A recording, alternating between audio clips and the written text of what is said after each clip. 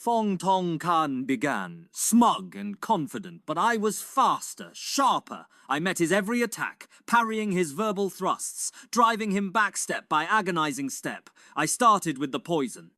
Their evidence was ludicrous. The dosage was wrong, and there was no extra poison at the scene. Then, I brought forth the bodies again, examining them right there in court. The true evidence stared them in the face. Only the throat showed tearing and blackening. It was clear as day. Poison was poured in after death. Since the body couldn't move once dead, the poison never reached the stomach. Just as I prepared to corner Chang Wei, another obstacle arose. Someone presented him with an imperial vest, a magical shield that made him untouchable. But I wouldn't be stopped!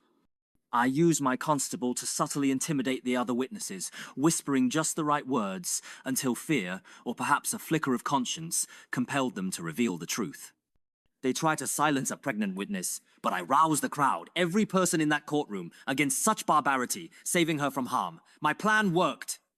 The witnesses recanted their false testimony, exposing Fong Tong Kan's vile bribery. And then, a miracle. My mother, bless her heart, arrived carrying the Imperial Sword of Authority, a blade that could execute anyone without the Emperor's consent. But alas, it seemed to have passed its expiration date. What did I do? I, Pao Lung Sing, the King of Quarrels, simply swallowed it whole, an act of pure, unadulterated defiance absorbing its power into my very being.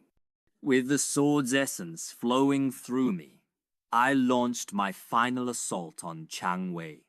I used the metaphor blood merging, drawing him into my verbal trap, pressing him, pushing him, until he lost all composure. He blurted it out, the truth spilling from his own lips, condemning himself. His arrogance, his brutality, his belief in his own untouchable power, it all crumbled under the weight of my words, my schemes, and his own unraveling mind. In the end, his destruction was his own doing, an inevitable consequence of the justice he tried so desperately to escape.